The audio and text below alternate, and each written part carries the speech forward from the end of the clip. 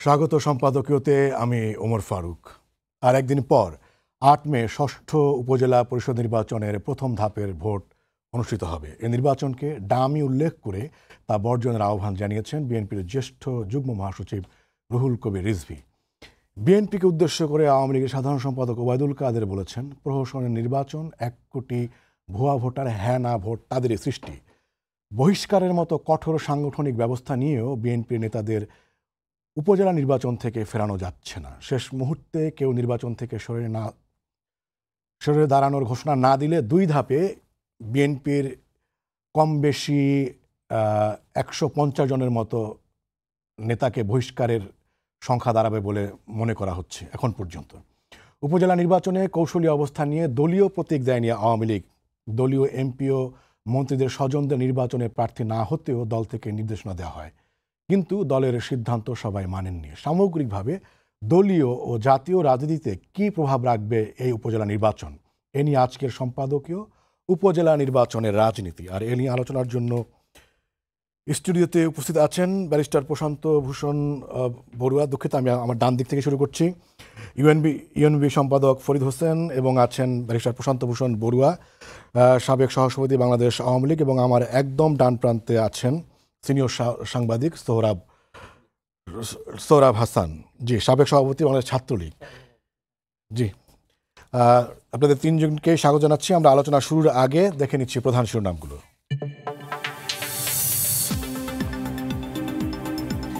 দীর্ঘ খরতাপের পর প্রকৃতিতে প্রশান্তি, ভারী বর্ষণে ডুবল চট্টগ্রাম। গাছ পড়ে সড়কে বজ্রপাতে ৮ জেলায় ১১ জনের মৃত্যু। কক্সবাজারে জরুরি অবতরণ করে ফ্লাইট। গাজায় ইসরায়েলি বর্বরতার প্রতিবাদে দেশ জুড়ে শিক্ষার্থীদের মিছিল, পদযাত্রা। স্বাধীন ফিলিস্তিন প্রতিষ্ঠার দাবি, যুদ্ধ বন্ধে বিশ্ব নেতাদের প্রতি আহ্বান। মন্ত্রী এমপির স্বজনদের উপজেলা নির্বাচনে দাঁড়ানো নিয়ে পুরনো হুঁশিয়ারি ওবায়দুল কাদেরের। তৃণমূল মানছে না কেন্দ্রকে, আওয়ামী লীগের বিভেদ স্পষ্ট দাবি বিএনপির। মাটির নিচে গ্যাস লাইনের পাইপে আটকা প্রায় ২ ঘন্টা। সিরাজগঞ্জে রুদ্ধশ্বাস অভিযানে শ্রমিককে জীবিত উদ্ধার করল ফায়ার সার্ভিস, নেওয়া হলো হাসপাতালে। এবং ভারতের সঙ্গে আইনি লড়াইয়ে বাংলাদেশ, জিআই তালিকা থেকে টাঙ্গাইলের শাড়িকে বাদ দিতে নয়াদিল্লিতে আইনজীবী নিয়োগ। সম্ভাব্য প্রায় ১৫০ পণ্যের তালিকা উচ্চ আদালতে।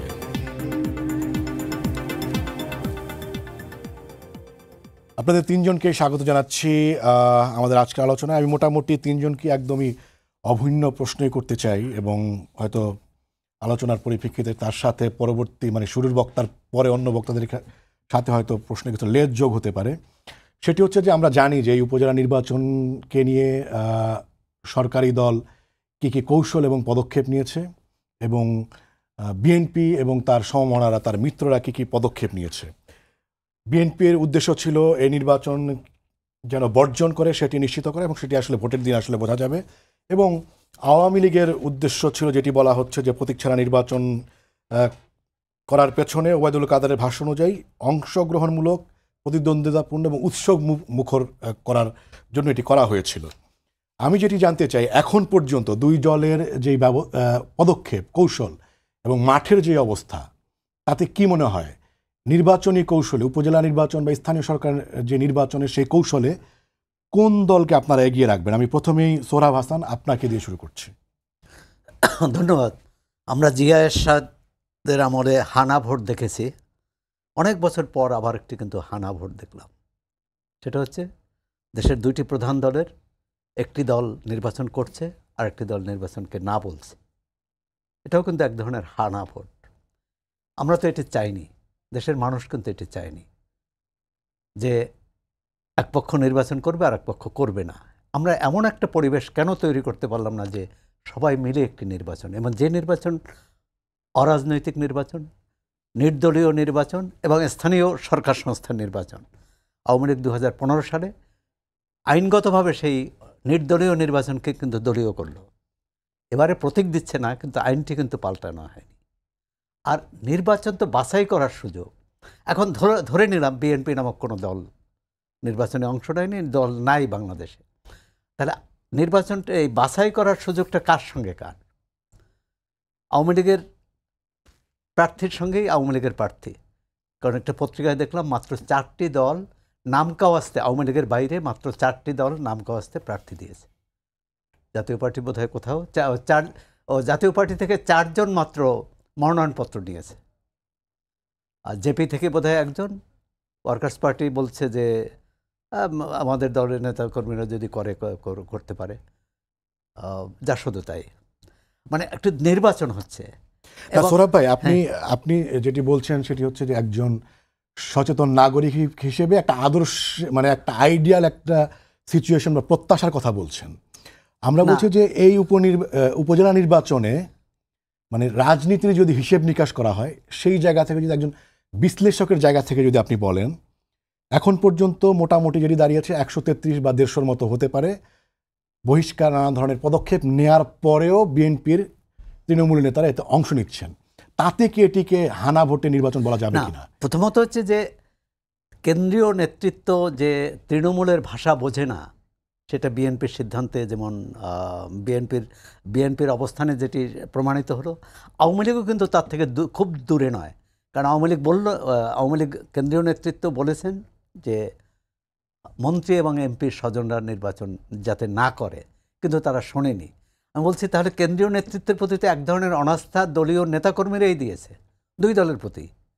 আপনি এখানে যে কাউকে পাশ করাচ্ছেন, ফেল করাচ্ছেন, বা কাউকে কি বলে এ দিবেন না বি দিবেন, সেটা তো আসে না। প্রথমত হচ্ছে তারা চ্যালেঞ্জ করছে। এই তৃণমূলের নেতারা, 2 দলের নেতাকর্মীরাই, প্রার্থীরা, তাদের সহযোগীরা কেন্দ্রীয় নেতৃত্বকে চ্যালেঞ্জ করছে। এখন বলতে পারেন যে কে কতটা চ্যালেঞ্জ করছে। যেমন সেই ক্ষেত্রে কি বলা যাবে কিনা যে নির্বাচনটা অংশগ্রহণমূলক হচ্ছে? আওয়ামী লীগ যেটি বলছে যে দলীয় প্রতীক না দেওয়ার পেছনে কারণ হচ্ছে এটাকে অংশগ্রহণমূলক করা। আচ্ছা, একটা নির্বাচন যদি কৌশল দিয়ে অংশগ্রহণ করতে হয়, মানে তার মানে হচ্ছে ভোটারদের প্রতি আস্থা নেই। ভোটারদের প্রতি যদি আস্থা থাকতো, ভোটাররাই ঠিক করবে যেটি মানে তারা কাকে বাছাই করবে। সেই বাছাইয়ের সুযোগ নাই। অর্থাৎ আমি বলতে চাচ্ছি 5 জন প্রার্থী হলে নিশ্চয়ই প্রতিদ্বন্দ্বিতা হবে এক ধরনের, কিন্তু এই 5 জন প্রার্থী যদি আওয়ামী লীগের সমর্থক হয়, তাহলে তো তাহলে ধরে নিতে হবে এই নির্বাচনী প্রক্রিয়ায় আওয়ামী লীগের বাইরে কেউ নেই। তাহলে আপনি কি সেটাকে প্রতিযোগিতামূলক বলবেন? এই বাছাইয়ের যে সুযোগের অভাব, হ্যাঁ, সেই জন্য মানে কাকে দায়ী করা যাবে? বিএনপি দায়ী হতে পারে, কিন্তু বাছাইয়ের সুযোগের অভাব, এই কথাটা তো আমাদের বলতে হবে। বিএনপির জন্য হতে পারে, আওয়ামী লীগের জন্য হতে পারে, কিন্তু সার্বিকভাবে বলবো জনগণ অর্থাৎ ভোটাররা বাছাই করার সুযোগ থেকে বঞ্চিত হলো। জি সোহরাব, আমি নিশ্চয়ই আপনার কাছে আসবো। আমি ব্যারিস্টার প্রশান্ত ভূষণ বড়ুয়া, আপনার কাছেই আসি, মানে আলোচনা আপনার দিকে নিয়ে গেল।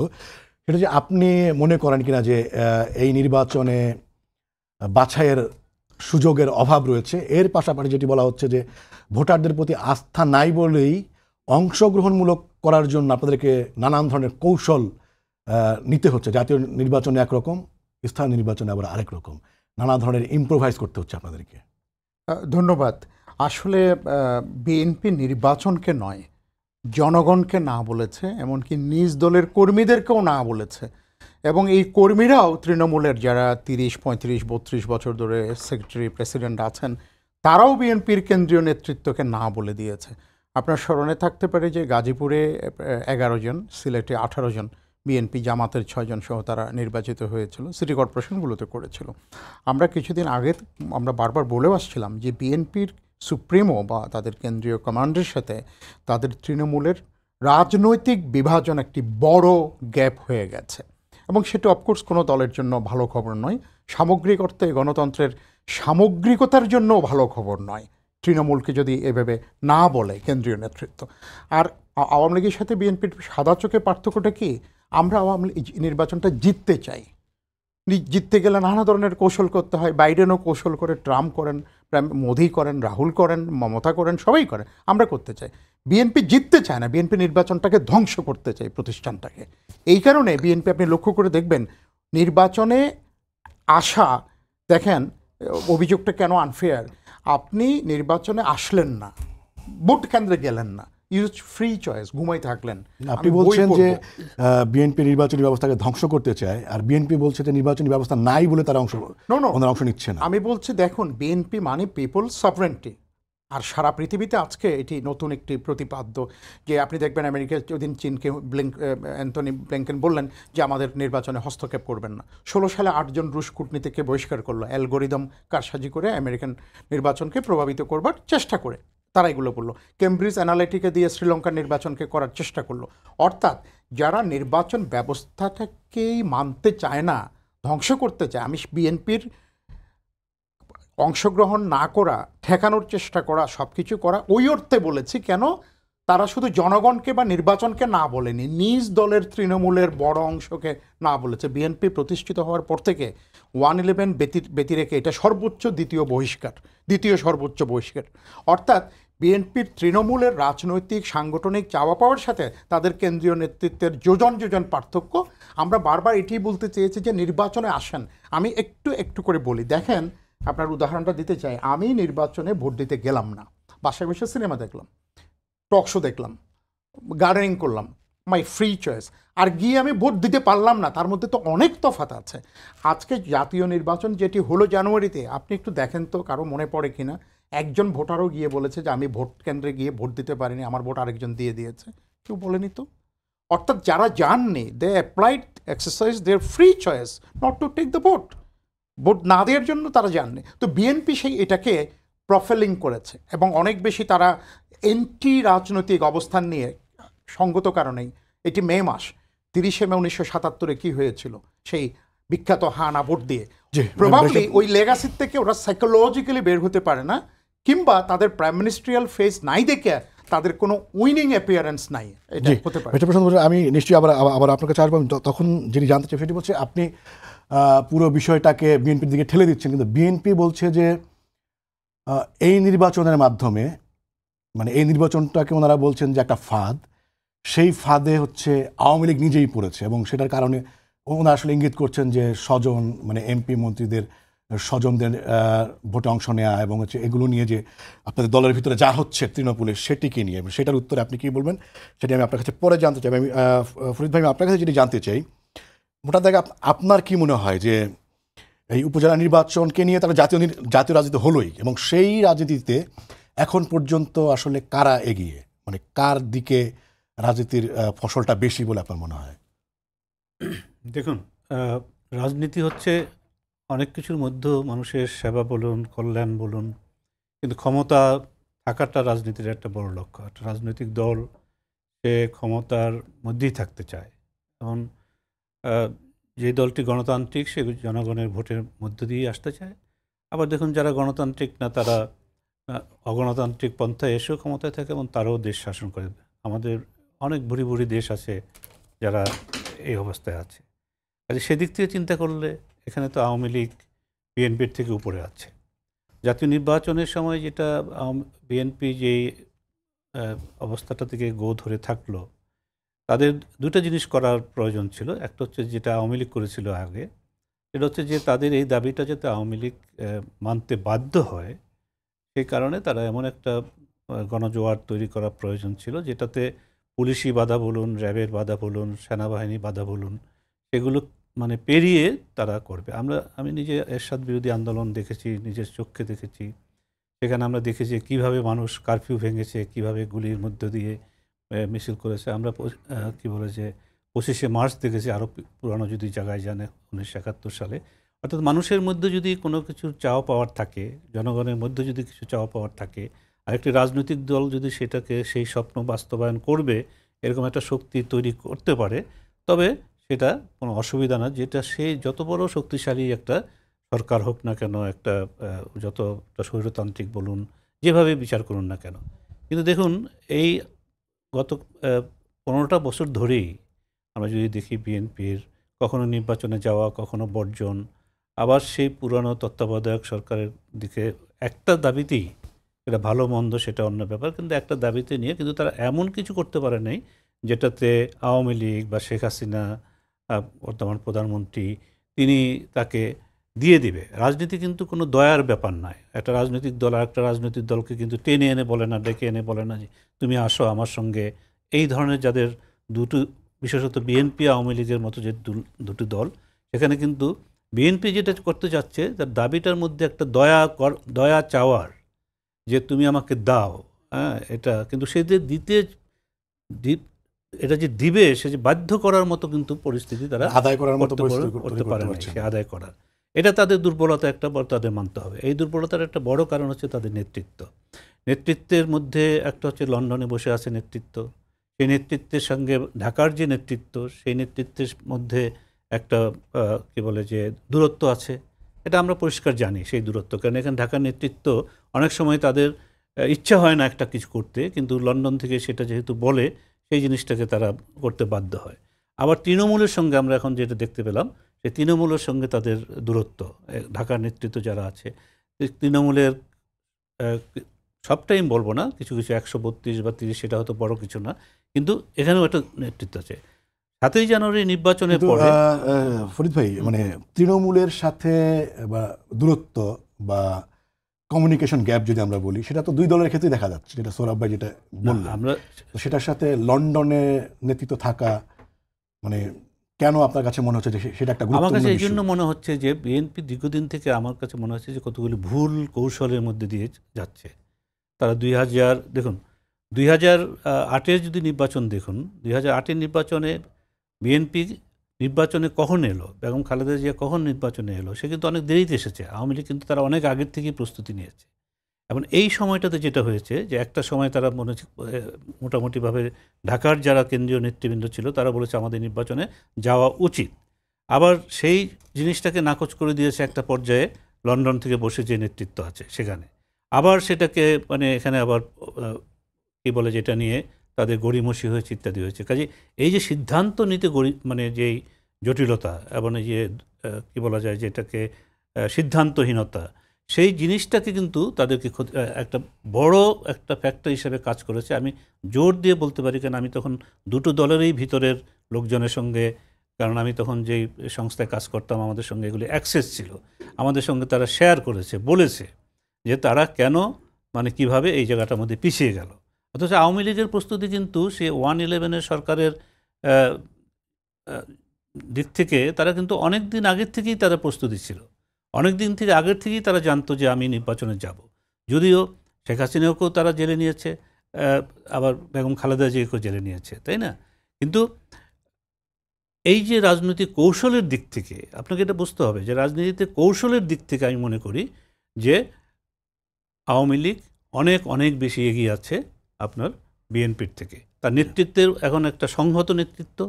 এখন আপনি যেটা বললেন যে তাদের যে উপজেলা নির্বাচনে যে সমস্যাটা হচ্ছে, সেই সমস্যাটা কিন্তু সামগ্রিকভাবে তাদের এখন মনে হবে যে এটা বোধহয় দলের মধ্যে কী বলে যে নিশ্চয়ই মনে হবে যে কেন্দ্রীয় নেতৃত্বের বা ইভেন প্রধানমন্ত্রীর দলীয় প্রধানের নির্দেশ শুনছে না, এটা হয়তো মনে হতে পারে। কিন্তু এই নির্বাচনটা হয়ে গেলে দেখবেন যে যে যেখানে জিতে তারা আবার কিন্তু তাদের মতো করে ঠিকই আবার আওয়ামী লীগ করবে, ঠিকই আবার জনসভায় আসবে, তারা ঠিকই শেখ হাসিনার কথা শুনতে যাবে। কারণ এটা এই 62 জন যে স্বতন্ত্র প্রার্থী তারা জিতেছে, তারা আওয়ামী লীগের যাদেরকে হারিয়েছে তারাও এখানে তো আসে, এই টক শোতেও তাদের সঙ্গে আমাদের কথা হয়, ইত্যাদি হয়। তারাও কিন্তু কিছুটা তারা হতাশ আছে, কিছুটা উষ্মা প্রকাশ করে, কিন্তু শেষ পর্যন্ত কিন্তু আওয়ামী লীগ ছেড়ে তারা যাচ্ছে না এবং তাদের নেতার বিরুদ্ধে কিন্তু এমন কোনো কাজ করছে না যেটা দলের জন্য বড় ধরনের ক্ষতি হতে পারে, তাই না? তো কাজেই এটাকে যদি আমি বড় করে দেখি, এত বড় একটা আওয়ামী লীগের মতো একটা দলের ক্ষেত্রে, তাহলে কিন্তু আমি মনে করি যে কিছুটা ভুল হবে। তারা এই জিনিসটাকে কাটিয়ে উঠতে পারবে। তাদের যে তৃণমূলের সাথে সম্পর্কের ক্ষেত্রে মানে আপনি দুই দলটাকে আপনি সমানভাবে দেখছেন না। সোহরাব ভাই, আপনিও তাই মনে করেন কিনা? এর পাশাপাশি যদি জানতে চাই সেটা হচ্ছে যে স্থানীয় সরকার নির্বাচন, হয়তো আমি তিনজনের কাছে রাখতে চাই, স্থানীয় সরকার নির্বাচনে ক্ষমতার তো বদল হয় না, তো সেই নির্বাচনকে অংশগ্রহণমূলক এবং প্রতিদ্বন্দ্বিতামূলক করার জন্য মানে সরকারকে যে ভাবতে হচ্ছে, এটা কেন? সরকারি দলকে, হ্যাঁ, সরকারি দলকে যে ভাবতে হচ্ছে সেটা কেন? আসলে নির্বাচনটা নির্বাচনের মতো হলে এসব ভাবতে হতো না। আজকে যদি বিএনপি বা আওয়ামী লীগের যে প্রধান প্রতিপক্ষ তারা যদি নির্বাচনে থাকতো, তখন কিন্তু এই মন্ত্রী এমপির স্বজন এগুলোও প্রশ্ন আসতো না। প্রশ্ন আসতো এই উপজেলায় কোন প্রার্থীকে দিলে প্রতিপক্ষকে মোকাবেলা করে জয়ের মালা নিয়ে আসতে পারবে, সেটা তখন থাকতো সমস্ত নেতাকর্মীর একমাত্র প্রত্যয়, একমাত্র সংগ্রাম এবং সেটাকে সফল করা। আসলে হচ্ছে যে আমরা অনেক কিছুই বলতে পারি, কার ভুল বেশি কার কম, তার চেয়েও বলুন যে মানুষের ভোটাধিকার, এই ভোটাধিকারের জন্যই কিন্তু বাংলাদেশ স্বাধীন হয়েছে।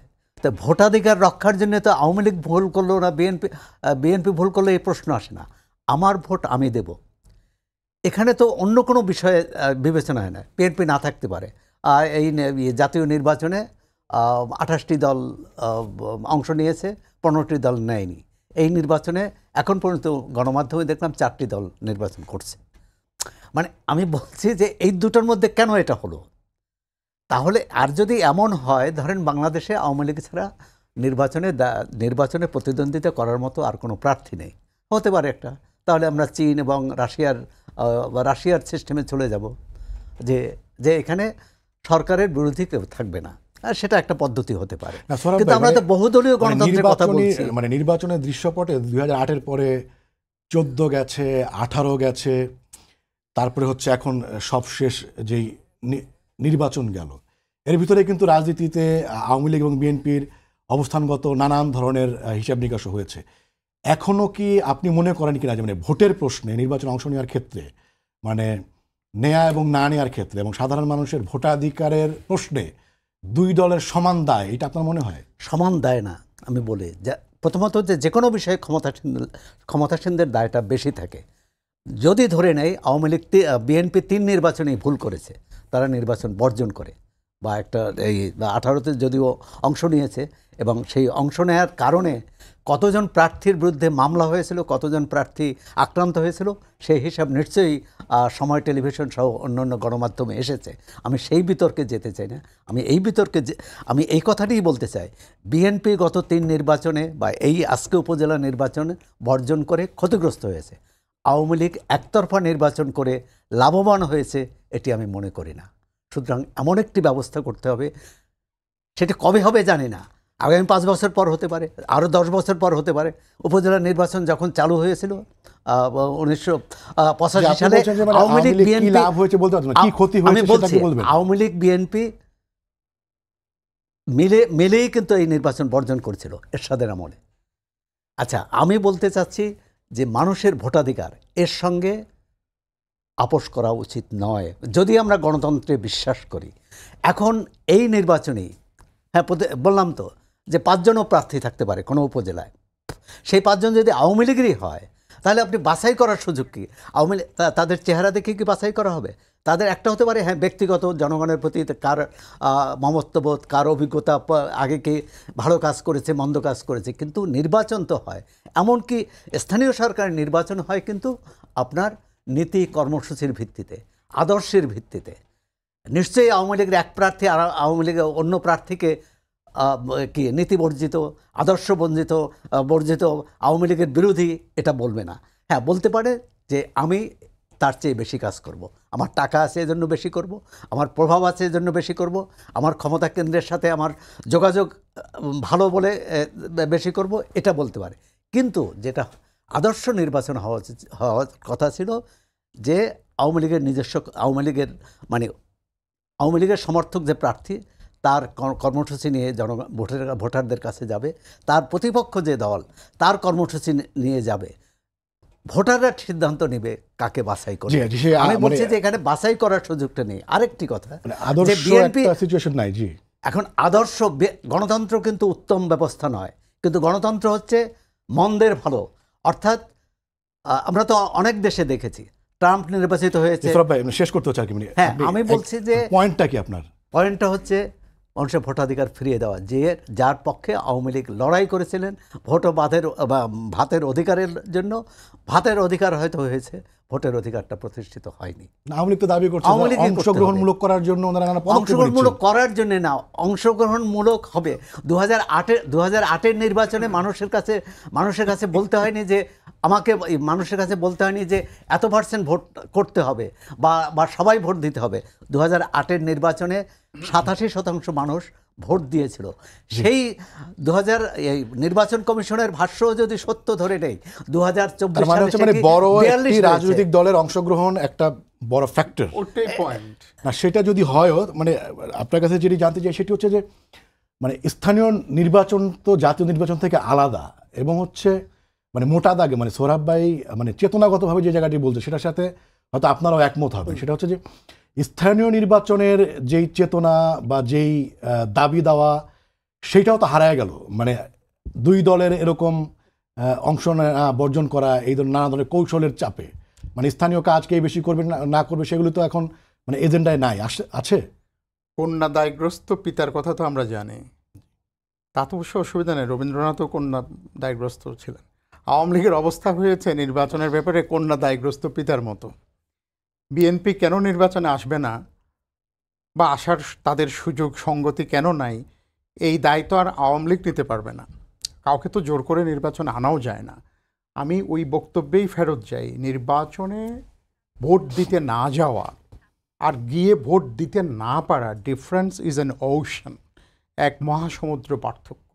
আপনি যদি স্বেচ্ছায় নির্বাচনে না যান, আপনাকে বাধ্য করা যাবে না। 2 নম্বর, ভোট দিতে না গিয়ে বাসায় ঘুমিয়ে থাকলে আপনাকে কেউ বাধ্য করতে পারবে না, কিন্তু আপনি তখন উল্টো জোর গলায় দাবি করতে পারবেন না আমার ভোট আমি দিতে যাই নাই। আপনি তো জানেনই না এই ভোট দিতে। মানে হিসাবটা কি এতই সাদামাটা? যদি তাই হয় তাহলে এই উপজেলা নির্বাচন অংশগ্রহণমূলক হোক, প্রতিদ্বন্দ্বিতামূলক হোক, উৎসব মুখর হোক, যে নির্বাচনে হচ্ছে ক্ষমতার কিছুই যাবে আসবে না, যদি ব্যাপারটা যদি এতই সাধারণ হয়, এতই সরল হয়, তাহলে এগুলো করা ঠিক কেন? উল্টো। আপনার স্মরণে থাকবে বাংলাদেশে ইউনিয়ন পরিষদ নির্বাচন হয় সবচেয়ে বেশি উৎসব মুখর, কিন্তু এবং যদি পাড়ায় প্রশ্ন পাড়ায় করি হয়, এবার কি গোষ্ঠীতে তা গোষ্ঠীতে হচ্ছে? হয়। শোনেন, গোষ্ঠীতে গোষ্ঠীতে হয়। ইউপি নির্বাচনে যে আমাদের গতবার যেগুলো হলো লাস্ট টাইম, আপনি ইউপি নির্বাচনগুলোর দিকে লক্ষ্য রাখেন। আর স্থানীয় নির্বাচন কোনো দিন আদর্শের ভিত্তিতে হয় না, কিছু বিরল ব্যতিক্রম ছাড়া। রাস্তাঘাট উন্নয়ন, আপনার এই স্কুল করে দেওয়া, এগুলো নিয়েই বেশি এগুলো হয়। এবং স্বাভাবিকভাবেই যারা দীর্ঘদিন ধরে আপনার নির্বাচিত হয়েছেন মেম্বার হিসেবে, চেয়ারম্যান হিসেবে, তাদের এখানে একটা বংশানুক্রমে তাদের একটি ইলেকটোরাল এপিয়ারেন্স থাকে। সাধারণত এখান থেকে ওনারা যান না।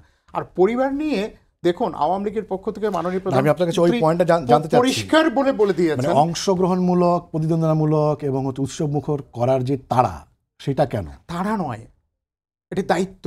প্রত্যেকেই চান নির্বাচনটা ভালো হোক, যিনি ভোটার তিনিও চান।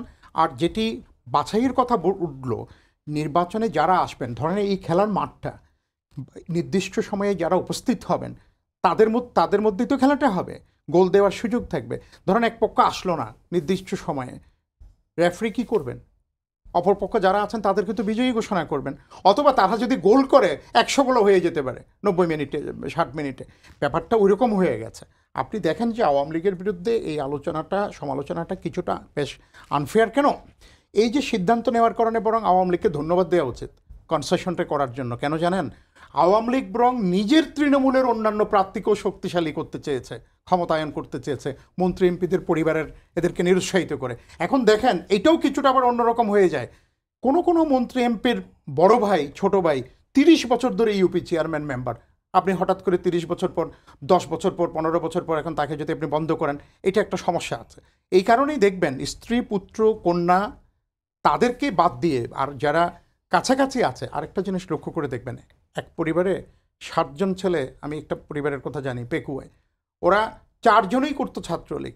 ক্লাস 8-এ যে ছিল 2001 থেকে 6-এ, বিশেষ করে 2003-এ, তাকেও 19 দিনের রিমান্ডে নিয়েছে। বড় ভাইকে নিয়েছে 27 দিন, আরেকজনকে নিয়েছে 32 দিন। তা এখন ওই ছেলেগুলো সবাই রাজনীতি করে। এখন ভাই এখন চেয়ারম্যান। আর 1 মিনিট পাবেন আপনি। জি না, ভাই এখন চেয়ারম্যান। তাহলে যারা 30 দিন 19 দিন বিএনপি আমলে রিমান্ডে অত্যাচারিত হলো, তাকে আমি বলছি যে না, তুমি ইলেকশন করতে পারবে না। That's not fair. একদমই মানে ছোট করে যেটি বলছিলাম যে জানতে চাইবো সেটা হচ্ছে যে বিএনপি দাবি করছে যে আওয়ামী লীগই বরং একটা ফাঁদে পড়েছে আর কি, এই নির্বাচনে, উপজেলা নির্বাচনের নানা কৌশলের নিজেদের ফাঁদে নিজেরাই পড়েছে।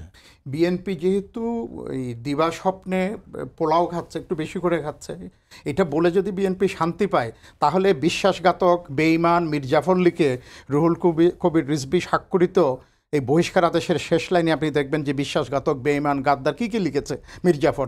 নিজের দলের নেতাকর্মীদেরকে গণহারে বহিষ্কার করতে হতো না। এটা বোঝা যায় বিএনপি কেন্দ্রীয় নেতৃত্ব তাদের তৃণমূলকে নিজেরাই কলাপস করে দিয়েছে। ব্যারিস্টার প্রশান্ত ভূষণ বড়ুয়া, আপনাকে ধন্যবাদ। ফরিদ ভাই, আমি একদমই শেষের দিকেই প্রশ্নটা করতে চাই, সেটা হচ্ছে যে বাংলাদেশের নির্বাচন একটি ধারাবাহিক, মানে নির্বাচন হচ্ছে যদিও প্রশ্ন উঠছে, কিন্তু আবার সোহরাব ভাই যেরকম একটা মানে আদর্শিক সিচুয়েশন দেখতে চান, মানে এইভাবে নির্বাচনের মাধ্যমে কবে নাগাদ একটা এরকম প্রত্যাশিত মানে একটা আদর্শিক, মানে সবার কাছে কি বলবো, মানে আদর্শিক সিচুয়েশন, যেটা বিএনপিও মানে আওয়ামী লীগও মনে করে না, যে ওনারা মনে হয় না যে এরকম নির্বাচনী পুরোপুরি সন্তুষ্ট, মানে সব মানে একদমই স্যাটিসফ্যাক্টরি একটা ইলেকশন কবে নাগাদ হবে বলে আপনার মনে হয়, যে এরকম একটা সিচুয়েশন যেতে পারবো? না দেখুন, সেটা বলা খুব মুশকিল, কারণ এই দুটো বড় দলের মধ্যে দূরত্ব খুব বেড়ে যাচ্ছে। এখন দূরত্বটা তো একদিনই বাড়েনি, অনেক দিন থেকেই এই জিনিসটা। একসময় তো কিন্তু দুই নেত্রী পাশাপাশি বসতেন, এরশাদ বিরোধী আন্দোলনের সময় তো আপনিও জানেন, আমরাও জানি, তারা একসাথে বসে কথাও বলেছেন এবং টেলিফোনেও কথা বলেছেন যখন জাস্টিস শাহাবুদ্দিনের নামটা তারা নির্ধারণ করেন। এখন দেখুন যে এই জায়গাটার মধ্যে আমরা যেগুলো লক্ষ্য করি, এই দূরত্বটা এমন একটা পর্যায়ে চলে যাচ্ছে যেখানে একটা বিষাক্ত পরিবেশ তৈরি হয়ে যাচ্ছে, একজন আরেকজনের সঙ্গে কথা বলছে না রাজনৈতিকভাবে। এমনি তো তারা কথা বলে, তাদের সাথে সম্পর্ক দুই দলের কোনো পর্যায়ে সম্পর্ক তৈরি হয়। এখানে যদি আমরা হিসাবটা করি, দেখুন 21শে আগস্ট কে করেছে, আমরা যদি এই সময়গুলোর থেকেই ধরি, আপনার কোকো যখন মারা গেল, কোন প্রধানমন্ত্রী গিয়েছে এবং খালেদা জিয়াকে সান্ত্বনা দিতে? কেন দরজা খোলা হয়নি, তাই না? আপনি যখন 2014-তে বললেন যে আপনি স্বরাষ্ট্র মন্ত্রণালয় সহ আরও বেশ কয়েকটি মন্ত্রণালয় আপনি দিয়ে দিবেন যাতে নির্বাচনে সুষ্ঠু হয়, এবং এই প্রস্তাব কে দিয়েছিল বা কে প্রত্যাখ্যান করেছে? এখন তারপরেও আপনি আসুন, একটা যদি আপনি দেখুন যে আওয়ামী লীগের সভানেত্রী বা প্রধানমন্ত্রীর দিক থেকে যেই ধরনের জেস্চারগুলো দেখানো হয়েছিল, আমারই শেখ সদর, যেই জেস্চারগুলো দেখানো হয়েছিল সেগুলো কিন্তু গিয়ে ধাক্কা খেয়ে আবার ফেরত এসেছে। কাজে এই দূরত্বটা বেড়েছে। কাজে এখানে আপনি যেটা বলছেন যে অনেকে বলতে পারে যে ডায়ালগের ব্যাপার, এটার ব্যাপার, সেটার ব্যাপার, আমরা যেই অবস্থাতে আছি, আমরা নিঃসন্দেহে একজন নাগরিক হিসাবে, ভোটার হিসাবে, রাজনৈতিকভাবে খুব একটা স্বস্তির মধ্যে নেই, এটা তো সন্দেহ নেই। এবং আওয়ামী লীগও স্বস্তির মধ্যে নেই। তারা যদি বিএনপিকে পেত, তারা যদি সত্যিকার অর্থে প্রতিদ্বন্দ্বিতা নির্বাচন করতো, আমার মনে হয় যে তারা খুশি হতো।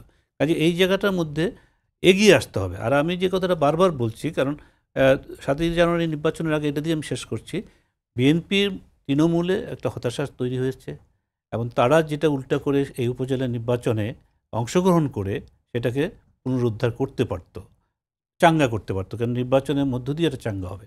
হ্যাঁ, তারা হয়তো আরও 5 বছর অপেক্ষা করবে, হয়তো তারা অপেক্ষা করবে যে বর্তমান প্রধানমন্ত্রী তিনি কবে মানে আরও মানে অবস্থাতে তার মানে চলে যান, বা হয়তো আর ক্ষমতা মানে কি বলে চালানোর মতো অবস্থায় থাকবেন না, সেরকম পর্যন্ত অপেক্ষা করতে পারে। কিন্তু সেটা হলে তো আর সেইভাবে হলো না, তাদের রাজনীতিটা কিন্তু মানুষের কাছে নিয়ে যেতে পারলো না। কাজে সেই দিক থেকে তাদের নতুন করে চিন্তা করা দরকার। যে এই উপজেলা নির্বাচনের মাধ্যমে মানে একদমই শেষ পর্যন্ত কার লাভ কার ক্ষতিটা আসলে সময়ই বলে দেবে। ফরিদ হোসেন, সোহরাব হাসান এবং ব্যারিস্টার প্রশান্ত ভূষণ বড়ুয়া, আপনাদের তিনজনকে অসংখ্য ধন্যবাদ আমাদের আলোচনা অংশ নেওয়ার জন্য। দর্শক, আপনাদেরও ধন্যবাদ জানাচ্ছি। শেষ করছি আজকের সম্পাদকে। আগামীকাল আবারও দেখা হবে রাত 10টায়। দেখার আমন্ত্রণ রইল। শুভরাত্রি।